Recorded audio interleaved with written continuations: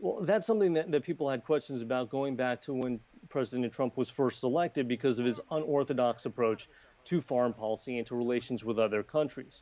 There were thoughts that some of the things that he was doing, for example, when he hosted the Russian ambassador in the Oval Office at the White House and reportedly shared what was classified intelligence with the Russians, potentially putting a U.S. ally at risk, that there could be damage to the intelligence relationships the U.S.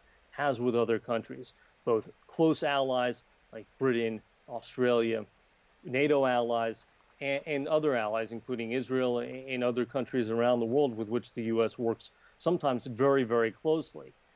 What officials said throughout the Trump presidency is that a lot of those relationships would survive no matter what happened at the top, no matter how leaders of the United States, Trump, and leaders of the other countries might have postured themselves, because those relationships aren't built from the top down, they're built from the bottom up. And so the people who are in the intelligence communities in the United States, in the other countries who are working closely, those people don't change. Those aren't political appointees. So there's stability there. There are relationships there that last. Did those relationships come under strain during the Trump administration? Former intelligence officials and others have told us, yes, they have been strained, but they haven't been severed. And so there's a chance for those relationships to continue. And again, even in a less difficult transition period, again, it's not the people at the top, the people who you hear about the appointments, like the director of national intelligence, or the talk that the CIA, that President-elect Biden will appoint a new director of the chief U.S. spy agency. Those people may change, but the people who communicate with their counterparts in other countries, those people generally stay the same. And so the information sharing and the agreements the U.S. has with those countries, that continues.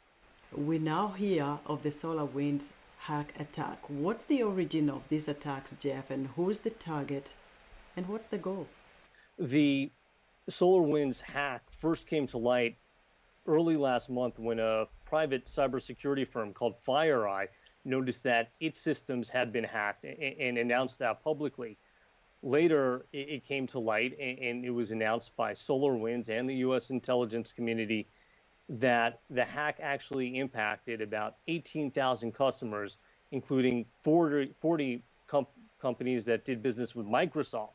SolarWinds is a Texas-based software management firm that provides software to private companies, to government agencies, and it works with other companies as well. So there were about 40 companies worldwide in places like Bahrain, Israel, Canada, the UK, which were affected.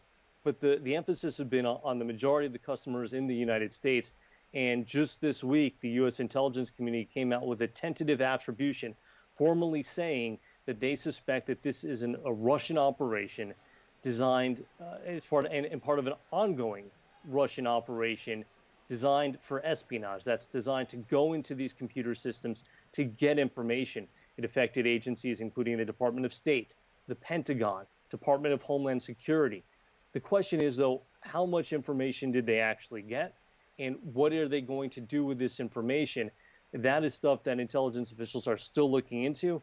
And of course, there's an ongoing concern, because if you're able to get into a system, one of the most dangerous things that intelligence officials worry about is manipulating data, changing data, or creating backdoors by which perhaps these operatives could go in and shut down companies, shut down critical operations related to the country's infrastructure.